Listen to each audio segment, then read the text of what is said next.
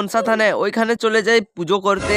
কারণ আমরা গ্রামে থাকি, তাই এরকম নিয়ম কারণ বিয়ের সময় মানতে হয়, গ্রামে থানকে যেতে হয় একটু পুজো করার জন্য। পুজো শেষ করার পর আমরা চলে যাই গুটি গুটি পায়ে বাড়ির দিকে। এখন রাত হতে চলেছে, সবাই গুটি গুটি পায়ে আমাদের বিয়ের মণ্ডপের দিকে আসতে চলেছে খাওয়ার জন্য। হ্যাঁ সবাই কত লোভী রে। হ্যাঁ গাইজ, হলুদ কালারের নাইটিটা চেঞ্জ করে আমি হোয়াইট কালারের গেঞ্জিটা পরে নিই, কারণ রাত হতে চলেছে। তাই সবাই এক গুটি গুটি পায়ে এগিয়ে আসতে চলেছে, তাই আমি কি সাদা কালারের আমি ড্রেসটা পরে নিই। আমি একটু বেশি বড় লোক, তাই এদেরকে খাসির মাংসের বদলে আমি হরিণের মাংস খাওয়াচ্ছি। হ্যাঁ, আমি একটু বেশি বড় লোক, তাই একে হরিণের মাংস আজকে খাওয়াচ্ছি। হ্যাঁ গাইজ, তারপরে এই ছেলেটা কিভাবে মিষ্টি খাচ্ছে তোমরা নিজে দেখো।